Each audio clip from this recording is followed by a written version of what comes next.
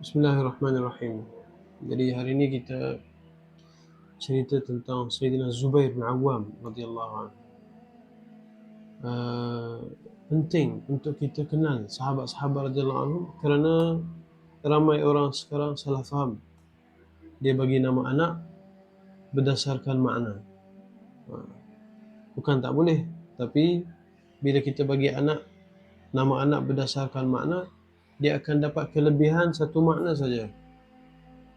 Tapi kalau kita bagi nama anak berdasarkan sahabat-sahabat atau berdasarkan ulama, dia akan dapat semua kelebihan-kelebihan sahabat tu. Sangat-sangat untung.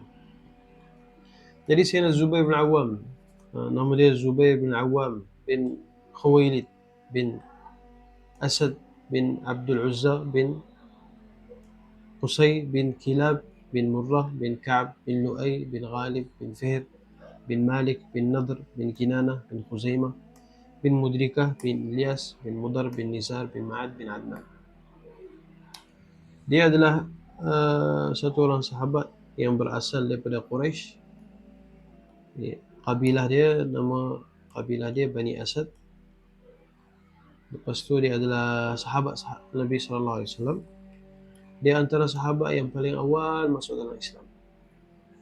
Dan dia antara 10 orang sahabat wajib masuk dalam syurga.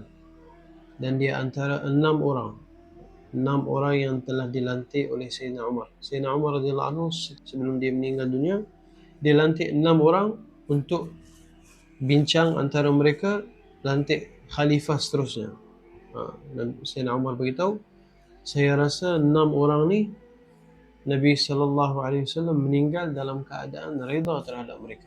Jadi antara 6 orang ni Sayyidina Zubair bin Awam ada.